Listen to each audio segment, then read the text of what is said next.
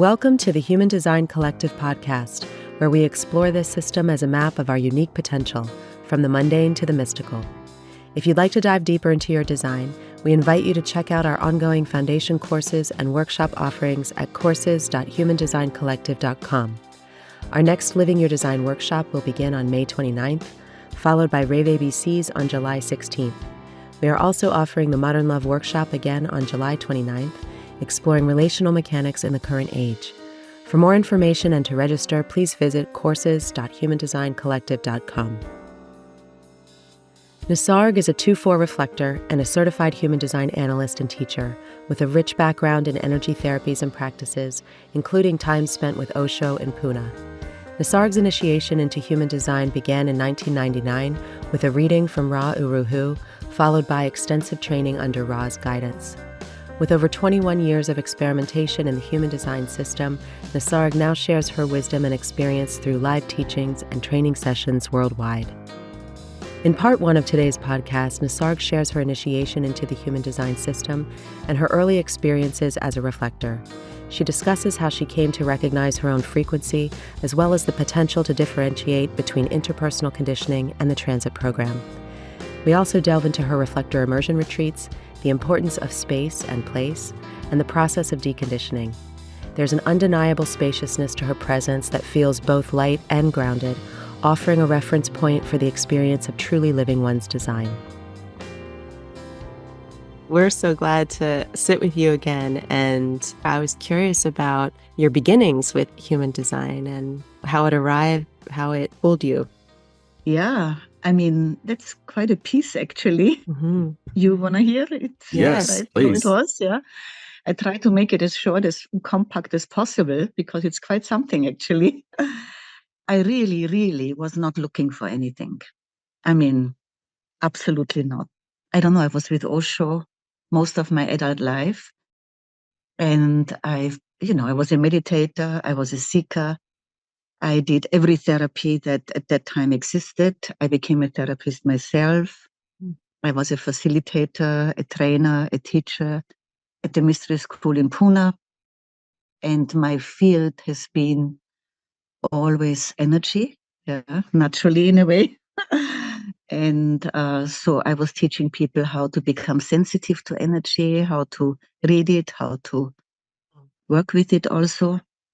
So, and I was using the seventh chakra map naturally, And so I was really at home in the field of energy, and nobody could kind of like fool me there. And so how did it come to me then? It was actually in Poona. We usually all left around March, April, because it got too hot for the so-called low season for half a year and then come back for the winter. And my friend was leaving before me, so she had a little tea party and we sat together. And then she said, Nisarg, I'm going to go to California. She was American, and I'm going to meet with a common friend, Kumud. She's quite a person you heard of her, yeah. Yes. And she's a common friend. We were all together there in Poona. And Kumud, she's always into these new things, yeah. She's always kind of like, what nobody else, she's a pioneer in all the new things in a way. And right now she's doing something really weird, It's a little bit like astrology, but it's not really astrology. I don't even remember what it was called, but she's studying it and she needs to practice. And so I'm going to get a session from her. And then I said, well, if she needs to practice, why not? She can practice on me also. So what does she need? And for it, the birth data, like in astrology. Okay, so my friend took it. I got an email from Kumud a month later saying that she looked at my chart and that I was a projector with a perfected form. So it's a bit similar like my friend Madhuri, but she said, if you want a whole session, it costs $50 and we have to just see how to manage it. And then I figured, I don't need a session. I mean, I thought she needs to practice. I'm not looking for anything. So, and I left it. But the email was kind of lying around in the flat with my partner at that time in Poona. It was just lying there. He saw it he read that one sentence about the perfected form. And the interesting thing is, he was a projector with only that channel. So I was not a projector, but he read it. And so he just that one sentence that she said about the perfected form hit home with him. And without telling me, he ordered a reading for him and a reading from me from Kumut, which arrived a couple of months later. It was the cassettes. No? And then she said, well, I'm sorry, I have to apologize, Nisarg. You're not a projector, you are a reflector. Yeah. And Nikas, his name, was my partner's name, and he is a projector. So she said something, she told me about the reflector, and it, was kind of like, it was okay, kind of, a bit strange, and like I said, I wasn't looking for anything. I was just thrilled that my partner was so happy because in our working together, I was the one who was more known and we were invited because of me. And he was Italian, so he was always a little bit suffering, So I was just so happy he found something he really, really, really loves, And then at that time, Ra was not even teaching, but it was Chaitanya and Zeno, and only in Taos, it was, right? Yeah. And the only way you could learn was not online, but you could order material and cassettes. And so he did it, and they sent everything to Italy. And that's how he began to study. And I was forced to listen to Ra all day long because of him studying. And then we were traveling a lot in the car with our previous work we did together. So 3 hours in the car, Ra, the Ashna, the head center, the this, the that. And again, somehow it went in, but it didn't do anything much, but it went in anyway. And I was just so happy he was happy. It was all, Then he decided to do the exam, and he had to go to them to do it personally for the analyst. And afterwards, he decided to go to Sedona, which is where Ra was, and where he was offering a course. Yeah. And that's where we met up, in Sedona. And in Sedona at that time, there was also an Osho community, a really big Osho community. Yeah. So it was kind of like fitting for me to go and see my friends there and go and meditate and blah, blah, blah. So I met him there, and he was really totally excited. And he said, if you want to meet Ra, he's doing a kind of an evening introduction. And he said to me, I don't think you're going to like it, Nisarg, because it's very mental. I said, okay, I'm not going. I said, I'm not interested. But now it comes. There was an Osho cafe, and the best cafe in town. And I went there and standing in line for the cappuccino, and there was Marianne Weniger. No? And we worked together at the ranch in Oregon. She was my coordinator. And we hadn't seen each other for 15 years. And it was a chance meeting there, standing, waiting in line.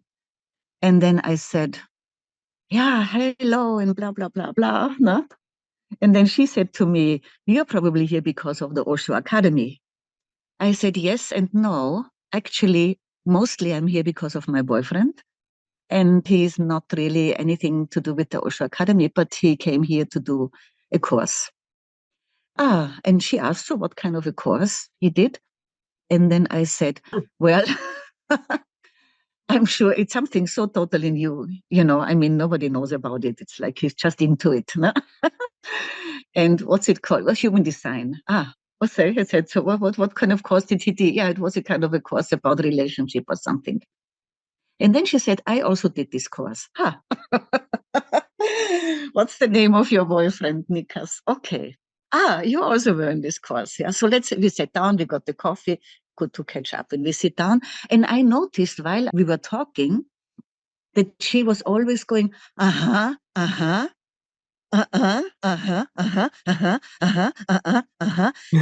was kind of privately thinking, maybe she has some kind of a disease or illness, because I didn't want to be impolite, because it was kind of like funny, it was like, you know how she's very much into the sound thing, no?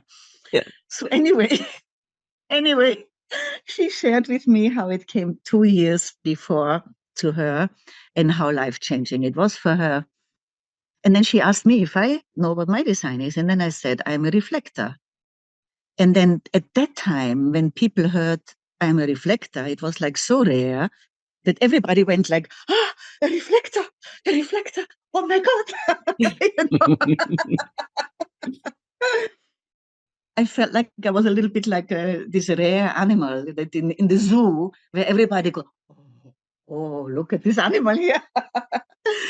And so she said, if I had a reading with her, I said, no. But she said, who told you that you're a reflector? How do you know? I said, Kumut. Ah, okay. And then she said to me, Nisarg, you need to have a reading from Ra. And then I said, well, I had a reading already with, I don't need a second reading. I had one with Kumut. And she said, well, it's not the same. You need a reading with Ra, she said. A reading with Ra at that time was 50 minutes, $375. I don't have that money. And it's nice of you to suggest it, but it's out of question for me. Maybe I said, I'll have a reading. We have a composite reading because my boyfriend wants that, and then we do that together. And so we talked and that's it. We said goodbye. Next morning, my telephone rings. Marianne, Nisarg, I couldn't forget you the whole night. You have to have a reading with Ra. And this is what I want to offer to you. If you take a reading with Ra, I pay for your composite. And, when things like this happened in my life, I always knew that's not personal. The universe wants me to have this reading. I mean, the line two, you know how it is, the two, we need to get hammered in a way. No, leave it, no, no. And then all of a sudden something is like, if it's really for us, life keeps banging and banging and banging. Okay, so I booked the reading with Ra. I met him. I sat in the kitchen in his house. And he pushed the button on the recording, and there was no chance I could say anything or ask anything. And then he pushed it at the end after 50 minutes, and that was it. A few things that he said touched home base, really hit me, Mm-hmm. But a lot of it was also kind of like strange, and a lot of the details. But more than that, I felt spooked a little bit when it was over. I felt something entered into me that is doing something to me, that I have no power over it in any kind of a way. And that was scary a little bit, because literally he put something into me, absolutely. No. Mm-hmm. And he asked me, he said he was going to go to Ibiza the following year, because my reading, it was in 1999, and he came back to Ibiza in 2000, where he offered the first course, again, him. Yeah. He took away the power from Chaitanya and Zeno. Whatever the reason was, I never got into the details of it. And he took it back in a way. So, okay. So he said he's going to be there to do this 1 week thing in Ibiza. And if I'm going to come. And I said to him, well, it depends, I mean, everything was so expensive with him. I said, if I get the money together, I will come, and otherwise not, Mm-hmm. And at that time, it was already clear that my boyfriend, he was Italian, and he then actually became the first national director for Italy. And it was clear that he was going to be there and that he was going to translate there. So time came, and the reading, some of the stuff stayed a little bit with me, lingered with me. But again, I could have also left it still. Yeah, I could have left it still. And then came the time for Ibiza. I had the money for the travel, but I didn't have the money for the course. So I figured I'll just go and be at the beach, I don't care, I mean, I was never in Ibiza before. So I went along for the ride. We arrived, and at that time, the first thing that happened at the first group, I think it was called Magic Island afterwards, it's the way it can be thought. It was a kind of a pagoda, really lovely place, where we all stayed there and we all ate there also, where the thing was happening. So naturally, in the morning when the course started, we all were there for breakfast, and me too. And Ra came, and he saw me, and he said, you made it. I said yes and no. I made it to be here, but I didn't get the money together for the course, so I won't be in the course, But I said, I don't care. I mean, I'm going to go down to the beach. The first time in Ibiza. Okay.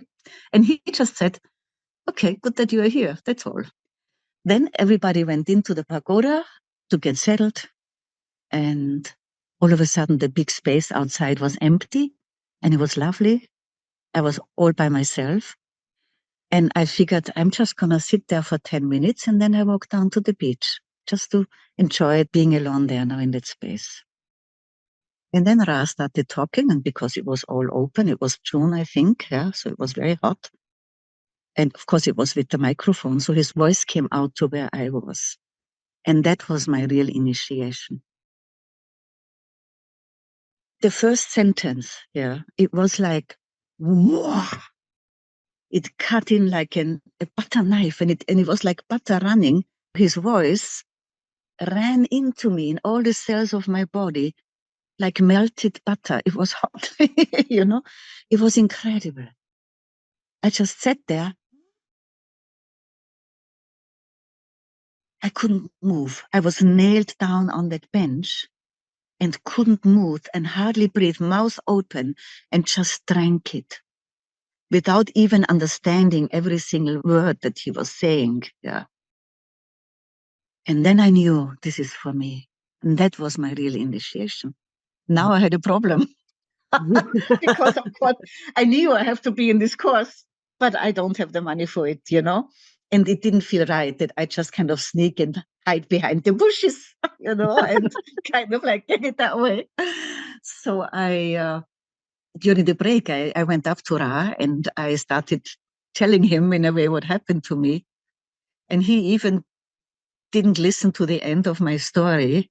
He interrupted me and he said, just listen, just stay and listen. It's anyway much nicer for you to be outside, in your own space as a reflector than being in with the crowd. Just listen. And that week, me being outside is the only one being outside, everybody else inside. I mean, he invited me for it and he gave it to me. So it was a bit strange for the other people, but it was okay. And that was it. That was it. And then I felt like I stepped on a bridge. I cannot go back anymore, something like that. And from then on, I knew I was just like the two, when it's cold. I was just now determined. I mean, I was like, okay, this is for me. I got to go there all the way. And then I did. I mean, I went to every course that at that time Ra was traveling around. He was in Gießen, in Ammersee. He was in Barcelona, in Madrid. We invited him 3 times to Italy, Nikas and I, and hosted him. And it didn't matter. Vienna, So wherever he went, I went. I trailed after him with my line 4 body. I needed to be in his aura. And most of the courses I didn't understand. They were too advanced for me. But I understood that I needed to be in that field. That is supporting my own process in a way of becoming who I am, I guess, whatever, my own process. And he was very, very gracious. He invited me as a guest to most of the courses. Only the ones where then actually it became about being a professional, I had to pay, but he was very, very gracious. So basically that's my beginning, my beginning with Ra. And I am unbelievably grateful that life kept hammering on me, that the circumstances were such. Marianne, I thank her forever. She was the main one, Kumud also, who was the first one. I mean, so many steps along the way, and Ra forever and ever.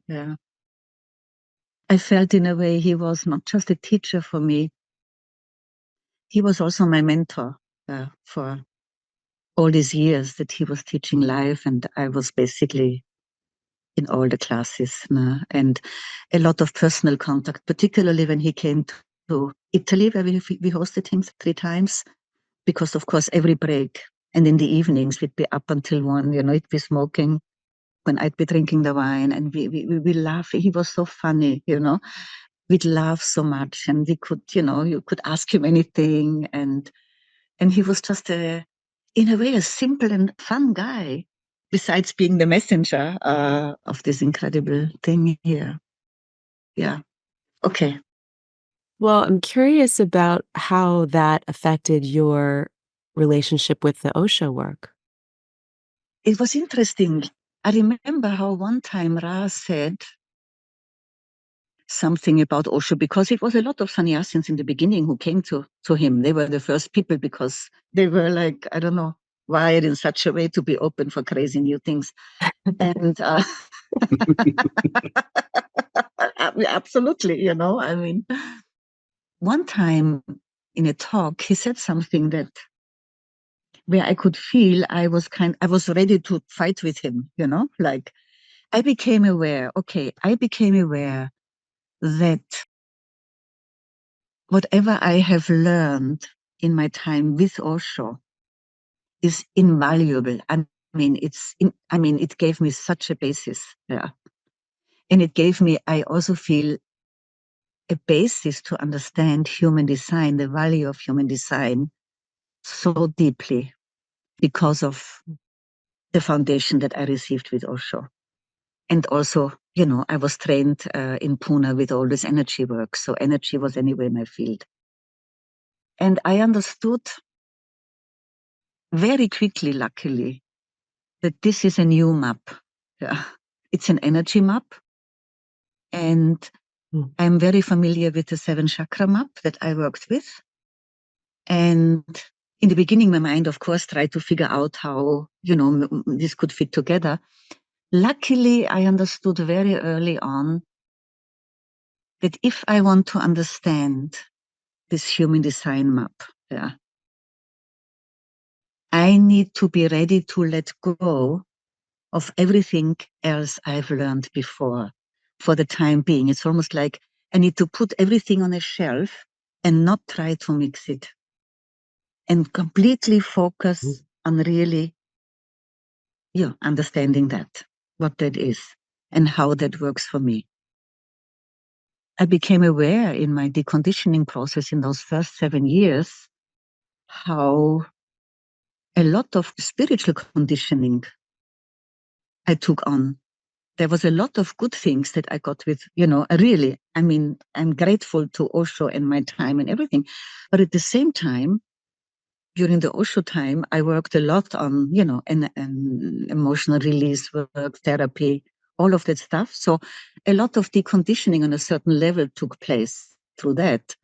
But I took on another lot of spiritual conditioning. And I became aware that the spiritual conditioning can be much more tricky to let go of even. And which is something that I then noticed also when I started working with human design, because of course, a lot of spiritual people initially felt attracted to come to me. And I noticed what an identification, particularly if one has an open Chi center, such a powerful identification, the spiritual one, where so much is invested, so much time, energy, money to work on yourself to get somewhere. It's like a big one. Mm-hmm. So this I became aware of. I'm just happy that I was able to understand that it's important to stick with it, to just stick with it. And what I watched in the beginning is a dismantling process inside of me, literally. I feel like I'm becoming stupid again. I don't know, with everything that I've known and learned, for the mind and, for the open ego. It's not so easy in the beginning, no? Deeper than all of that, I knew that this is the way, and I needed to be radical with it in a sense, and go all the way. So in the beginning, I was also defending Osho. I remember, I started saying it. He said one time that Osho, he had a good rhetoric. He was really good in rhetoric, yeah, which is true.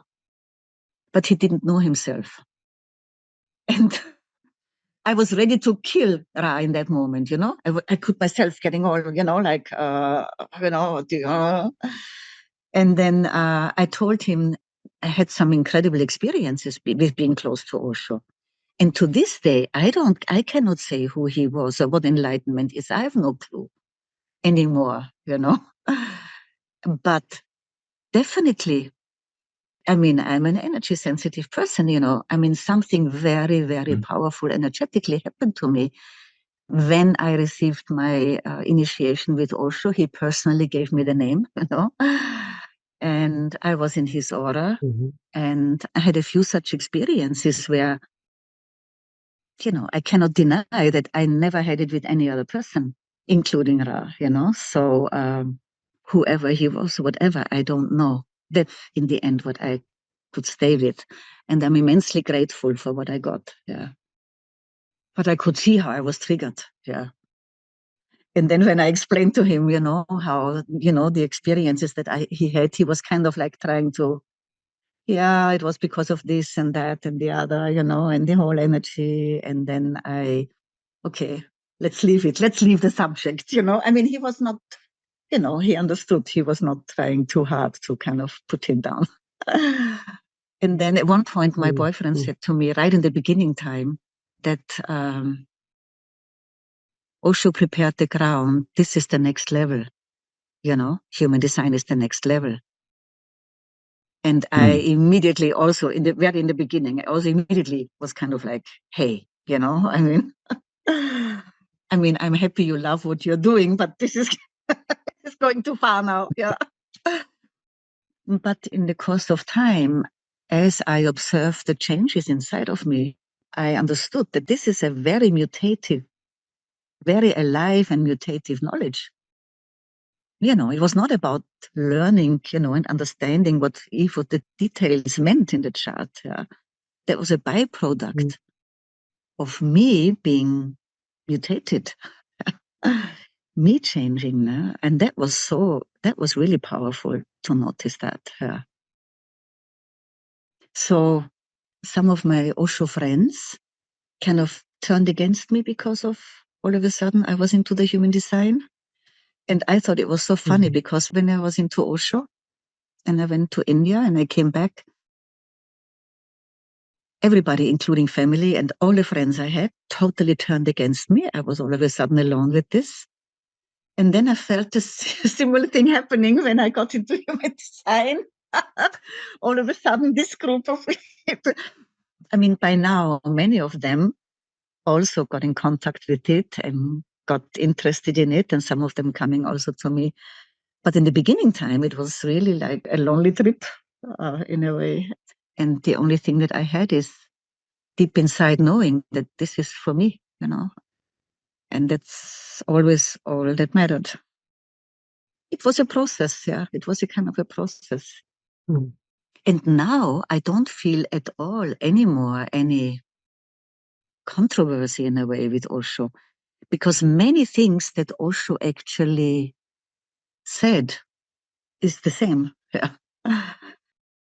I think Osho was the best that was available at that time in the last century as a pioneer work. And I was lucky that I had the courage to go for it, in the same way that I was lucky to have the courage to go with Ra, which was also very much in the beginning. And, some crazy guy who was on drugs had a mystical experience. Hey. I don't have a problem with that, but many people would.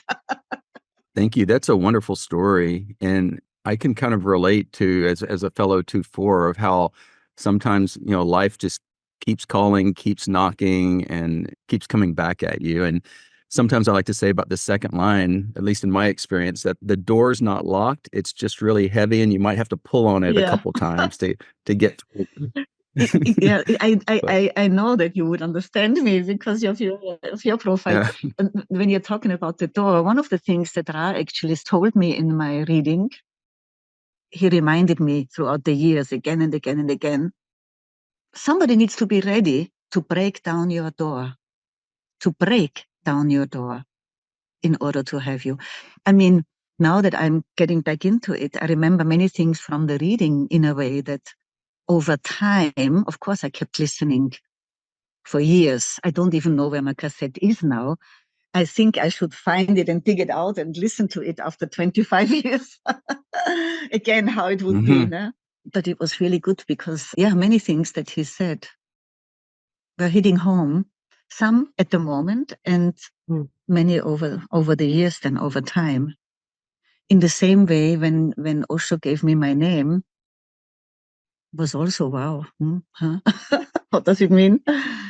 And then I watched in a way throughout my life how I grew into this name in a way, and how this name actually revealed itself to me in a way, and how fitting it was for my path. No? And one time he said, "You're much too available, Nisarg." Again and again, he would remind me, "You are much too available to people. You are a mystery woman. You should. I mean, somebody really, really has to want you." Yeah. And then he tried to teach me in a way. He said, one time he was coming to Italy and he did a course, and one woman wanted a channeling from me because I used to do all of this kind of esoteric stuff before. And she was pregnant. And so I skipped 1 hour of the course to go to the room in the hotel and give her the channeling. And it was beautiful because she was pregnant and it was connecting with the new life. No? And I got some money, And when I came back, he asked me where I was, and I told him. And he said, "You shouldn't have done that." And I said, "Why not?" I said, "It was so beautiful, the woman was pregnant, blah, blah, blah. Still, you shouldn't have done that." And then he explained to me, the way it works for you, Nisarg, somebody wants a session from you. You tell them, "I'm busy right now. Check back with me again in 2 weeks." And then if that person was ready to wait 2 weeks, and they knock on your door again and say, "I'm sorry, I'm still busy. I need another 2 weeks," or something. And if somebody was ready actually, and to wait this whole lunar cycle, that whole month, and you are clear that this is the right moment, the right person, the right thing, then it will be good for both of you. That's how it works for you. And I remember I said to him, it's easy for you to talk like that. You are famous, you're booked out, your sessions are very expensive, you don't have any money problems, I mean, I absolutely depend on every session that I give, And he just said, "Yeah, you wait and see." I mean, you wait and see. He often said that actually. Yeah, wait and see. Because in many moments he would give me little bits and pieces, along. It's one of the biggest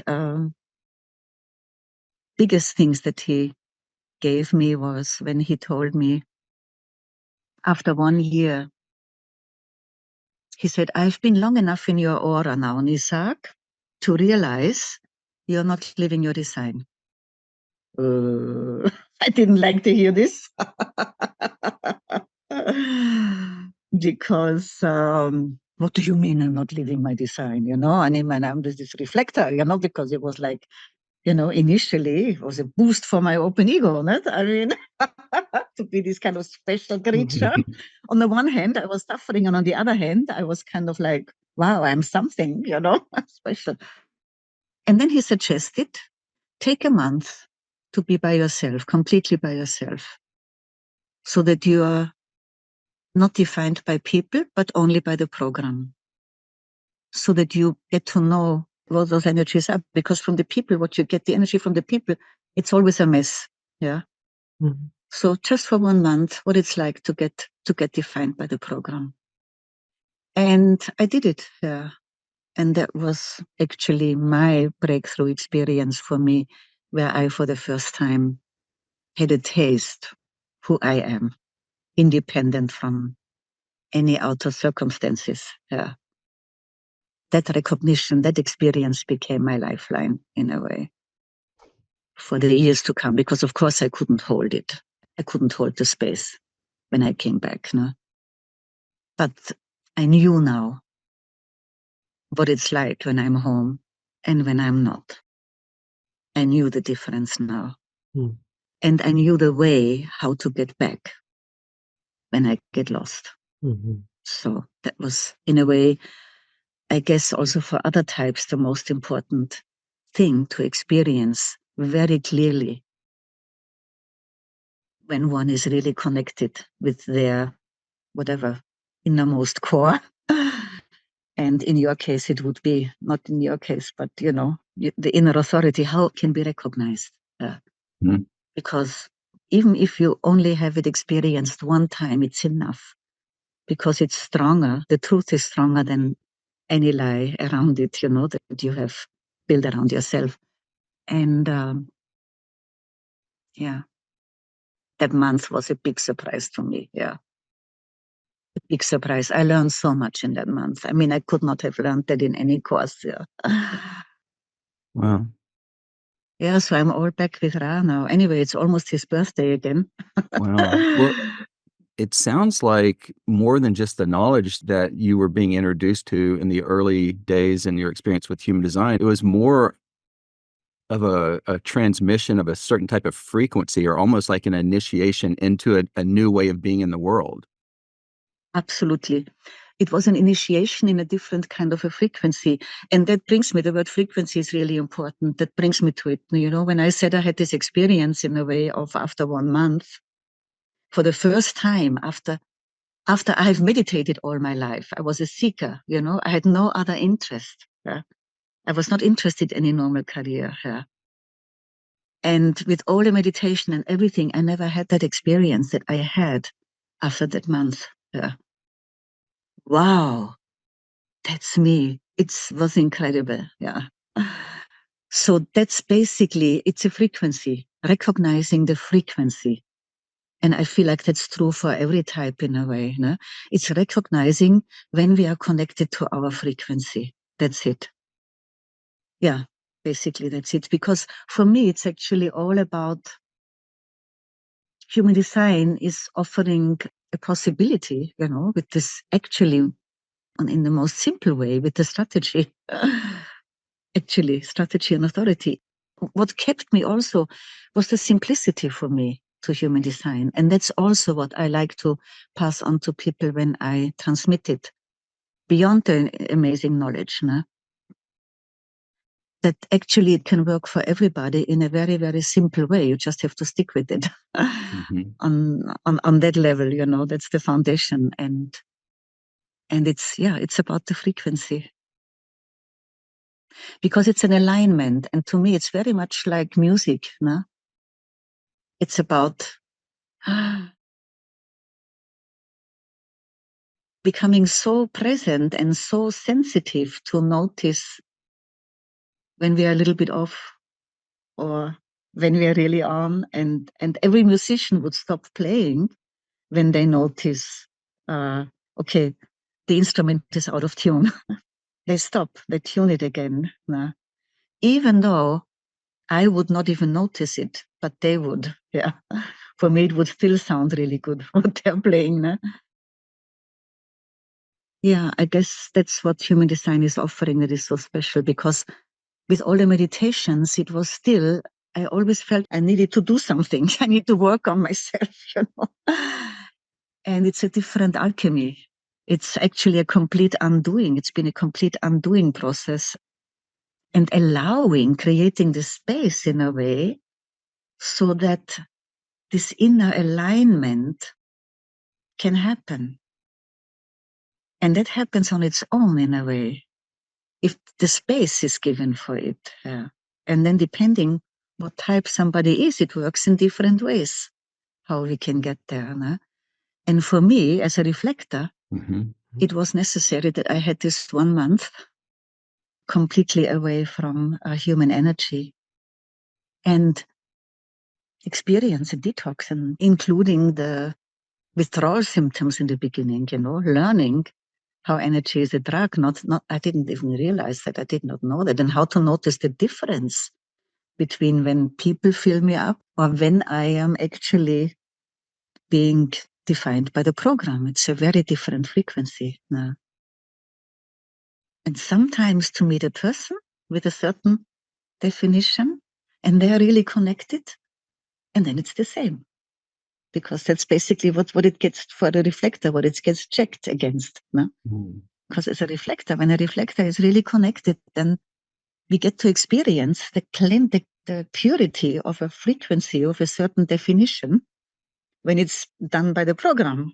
The difficulty is when the people are defined, it's distorted, that frequency, because they're not really, they're all kind of like and that's basically, in a way, the gift of a reflector when a reflector is connected, which is not so easy for a reflector to come to. But then that's basically how, wherever we go, I just kind of like notice this person is out of sync, this person, everything is out of sync here.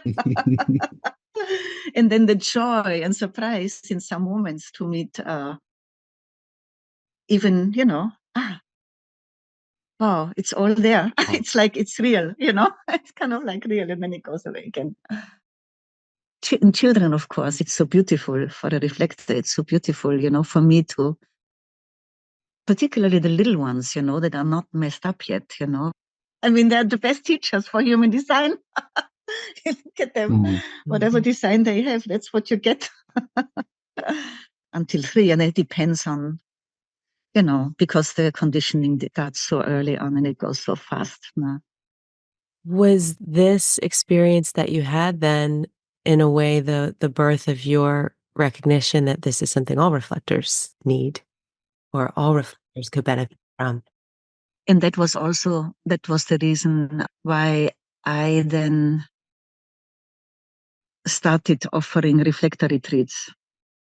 And they have been so far only 1 week, because even to get a reflector to come for 1 week, if they don't know, it's like, if the reflector doesn't know, it's like they cannot imagine what it's like. That it's like this, yeah. So, because they are all tied up in a life, with whatever, work and children and husband and wife and all sorts of things. So everything is planned and structured. But I noticed that even 1 week after the first one, when I had offered it, and it took me 10 years. It took me 10 years. It was in 2010 for me to feel grounded enough in myself as a reflector that I felt like I can now really offer something to reflectors. Teaching human design already happened to all types, yeah. But I treated this reflector part as something very sacred, yeah. And then I noticed, okay, even so much can happen in 1 week. That I just kept on offering reflector retreats 1 week. And my dream before I die is a 1 month for reflectors together. Because I noticed also, I share this with reflectors, that I did this 1 month thing and that it would be good for reflectors to do it. But the feedback from some of them I got afterwards, it's scary. It's really scary, yeah. Because it's a detox. It's like, when the drug goes away, you're ready to kill your grandmother to get whatever the shot. And freaky, yeah. So I could do it because I already had done so many crazy things as a sannyasin that I figured, okay, I'll just stick it out, It doesn't matter, panic or not, or terror or not, I'm going to stick it out. No? And so I went through my process, but I learned a lot through it. And so I know what can come up. I know the sequence, that how it works. No? I discovered also in the reflector retreat that it's easier for a reflector when more reflectors are together, because the frequency gets intensified, no? It gets amplified. And so it's easier for each reflector to connect. Yeah. Which might sound a little bit strange, because people ask me sometimes, yeah, but you all create something together anyways. Yeah, it's true, but it's not the same. What we create together lifts us up more, because we're being, whatever we are creating together, it's all an upward movement. And when we get filled up with the definition with other types, we get pulled down to the ground, to the earth. So Yeah, when I saw how well it works in the 1 week, my dream and my fantasy is to find a place, the right place, and to actually offer a whole month. Yeah. And then use that month also, because then we can literally go. We can go through every gate and every line and every definition that comes up. So it will be at the same time a kind of a PTL education at the same time. But of course, it's more about the experience than it, how to experience it. And to have that space. Yeah. So this is basically, I think, one thing on my bucket list that is still waiting. Let's see. The good thing is what went away from my life is any idea that anything has to be this way or that way or any other way. So even I might have a wish like that, or I wish I would have a bigger place, a beautiful place where people can come, my school, wonderful. But it doesn't matter if it's not happening. And in the past, when I was more like a manifesting generator type, I always felt like, I want something and I'm not going to work for it. I'm going to make it happen. Because I guess a big thing for a reflector is really this continuous letting go. It's a continuous letting go. There's always just this moment. And in a way, it's kind of like funny, because in a way, I feel like we reflectors from all the types maybe can most easily be totally present in the here and now, in life now. There isn't anything yesterday and tomorrow and none of that. No. And so on the one hand, this incredible possibility to be so totally and utterly alive in the world as it is, and at the same time be completely disconnected from it, not being caught up in it. No. Kind of a paradox in a way, like I remember Osho always said, be in the world, but not of it. And I thought, yeah, it's always kind of like, yeah, sounds kind of like interesting. What I'm working on it now. I need to meditate more. And it's really like that for a reflector. It's almost like as if I'm living in two realities simultaneously. Yeah. Which reminds me in a way of the name that Osho gave me. The meaning of the name is beyond nature. Yeah. And the way he explained it was beyond this reality, the way we experience it with our limited senses, there is another reality, a higher nature. And that my life is about that. Years later, when I saw the transcript and when I found out what it is to be a reflector, I realized that he gave me a reflector reading, Osho. I mean, he was amazing. He saw me, he looked at me a nanosecond. He looked at me a nanosecond, wrote the name, and spoke to me about the name. It was my initiation. Yeah. And I had the experience of afterwards being in that other reality for the whole night. Yeah. Completely. And then, of course, I fell. And so, yeah. It's so important for a reflector to notice, actually, that's the only thing a reflector needs to really learn, how to recognize the difference between being held energetically by people or by the program. And we are here to be held by the program. And to get there for a reflector and to recognize that and to trust that is a challenging shift, yeah, I would say. You can imagine. I don't know if you looked at my modest website that I have. I think so, yeah. A very modest one, because I didn't have one for most of the time. And it was a few years ago, Sari said, Nisarg, you have to have one. And now I'm happy that at least if there is something going on, I can not even me, because I don't even know how to do any of it. Somebody pushes the button, it all goes to the people who are on my list. Because in the past, people would write to me, and when I was doing something, and then I would lose it. And what I wrote on the Reflector, there is a part of it is the Reflector thing. And every time I offer a new Reflector retreat, I read through it to see if it needs to be updated. And it doesn't. It is exactly like that, the way I've written it, this process in a way, yeah. I can really sense what you're saying about if you have a group of reflectors together, regardless of whatever electromagnetic connections might be happening, that there's no person's definition to hold on to anyone. Exactly. That's it. Exactly. I can really see that. That's it. Yeah. And of course, the interesting thing is, in the beginning, everybody comes with the luggage. Yeah. Yeah. So it's really, and some reflectors, when I meet them off the street, and they are really like solid with all their open centers in whatever their conditioning field, and very identified with it also. I can't even stand them. I mean, they can be more annoying than any other type, because these open centers, when they are all the time filled up and it's being amplified, and then it's uncomfortable, and they have to continuously push out.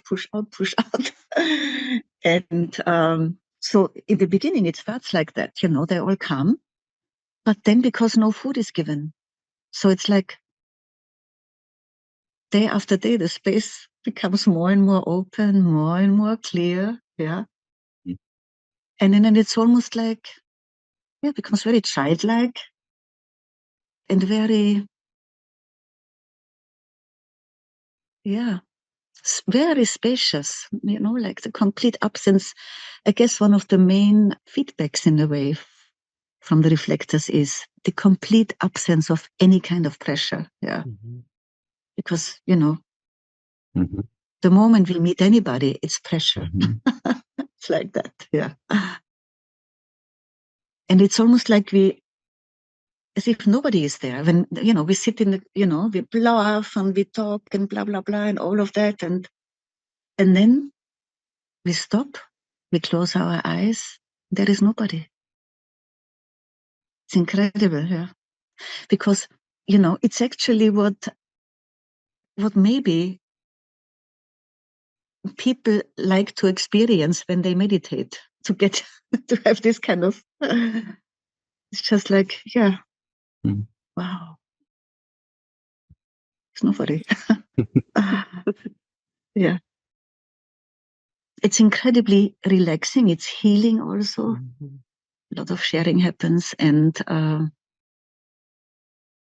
quite a few reflectors keep coming back. I mean, I don't have ones planned this year for the first time because I don't have a place. Yeah.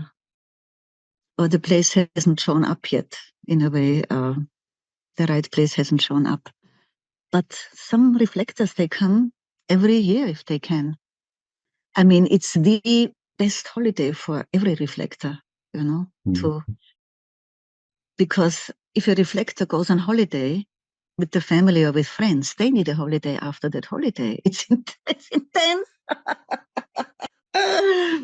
So that would be to regenerate, to get cleansed, it's the number one wellness holiday for a reflector. I would say, I would call it, yeah.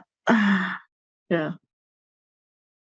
As I listen to you and what's coming through, what I really kind of feel is this concept of space that just keeps coming back. But space, not only as in place, but also as in frequency, or maybe even the absence of a certain kind of conditioning and definition. And I can see what you're saying, that the process involves a kind of letting go, a kind of a detox from doing, and how much you can do of that in a week. I would imagine it's somewhat limited in terms of like just the logistics, but having a month, I could really see that space opening up. Yeah. It feels always a little bit like an abortion after 1 week. It's funny, this word abortion often comes to me because by now I'm so deeply connected with this 1 month frequency thing. It's physically, it's like the body doesn't allow me to go faster, which in the beginning it wasn't the case. On the contrary, you tell a reflector you have to wait 1 month, they say, are you crazy? Because they are so used to rush and to do, and what you said about the space, it's true. It's not just the outer space. Mhm. It's an inner space that opens up because there is outer space, actually. Yeah. Mhm. It's literally like goes together in a way, and Yeah. a lot of cleaning. I mean, I'm still amazed how much can happen in 1 week. Still, I'm still amazed. Yeah. Mhm. The abortion thing. Yeah. Yes. But it does feel a little bit like it's a premature birth, something. No? Yeah. Mhm. And still, I mean, for so many reflectors, it's been life-saving to have had the experience. At least it has given them a taste. And then it's also from that moment on easier for them because they have the experience. Space is so important. No? Yeah. Mhm. And then they go back into their lives with whatever, mostly it's family. No? If you have children and then you have a responsibility, you can chuck them out of your life, no? And work and I mean, they have, all of them have a kind of quite a structured life.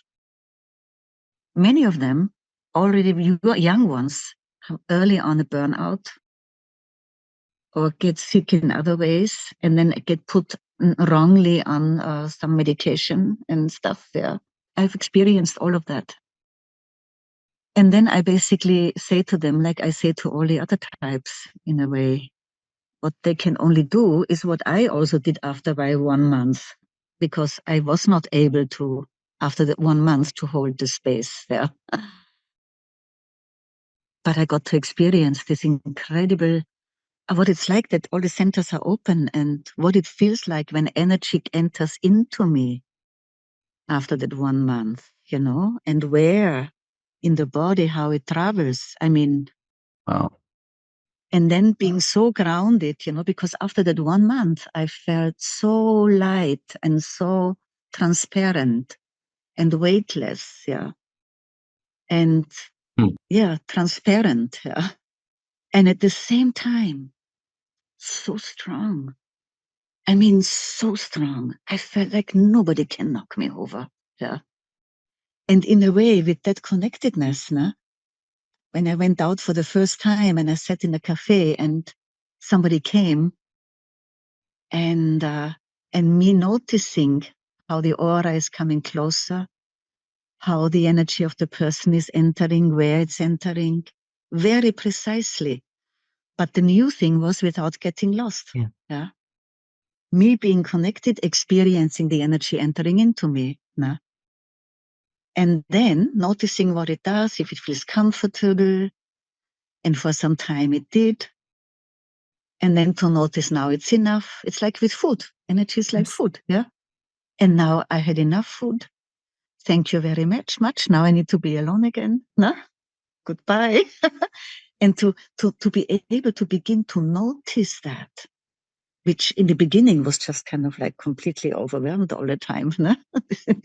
I mean, you also are so open, both of you. So you must also know how that feels like when you go overboard, filling up. No? Mm-hmm. And then once you are overboard, then it's really difficult. Then it's like the avalanche is gone. You have to just let it go until it ends.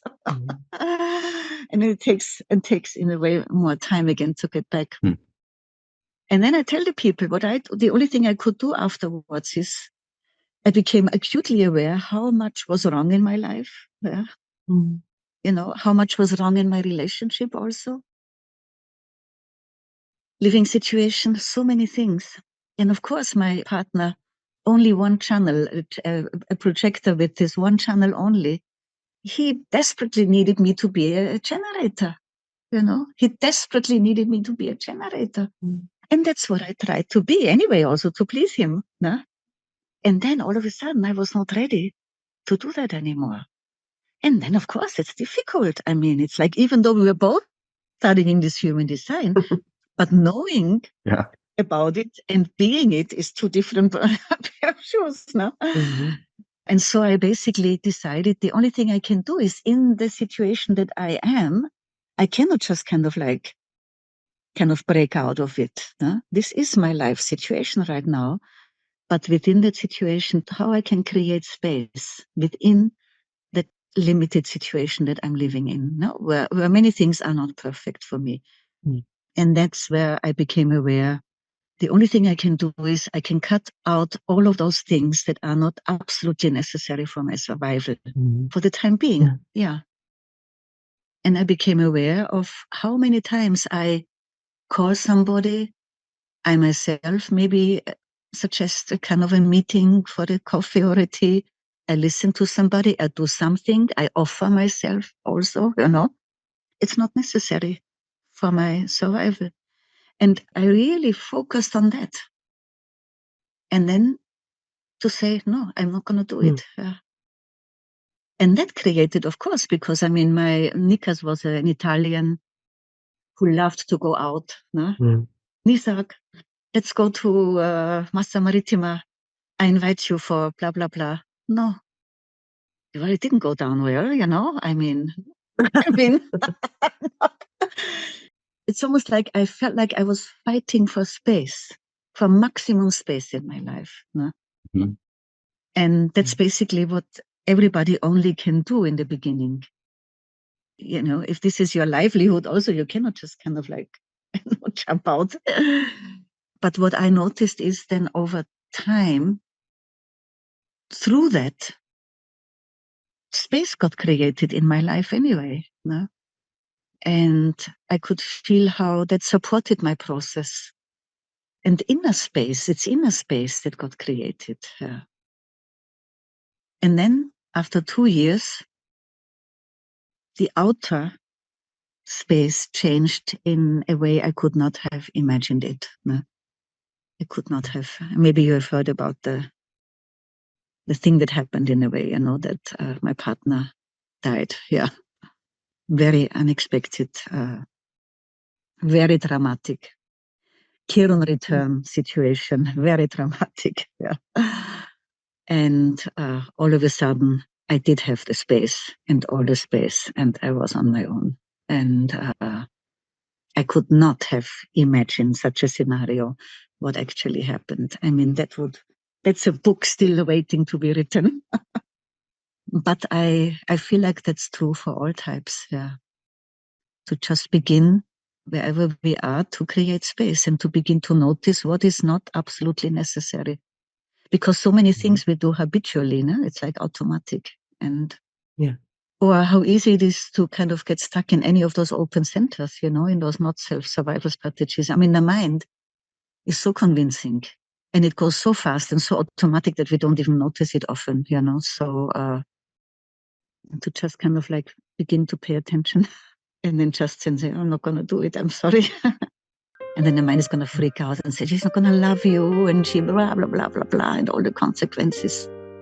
Okay, I take that risk.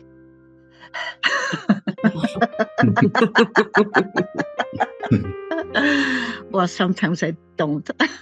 Yeah.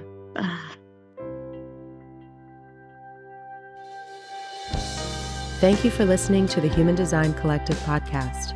If you enjoyed the show, please review us and share.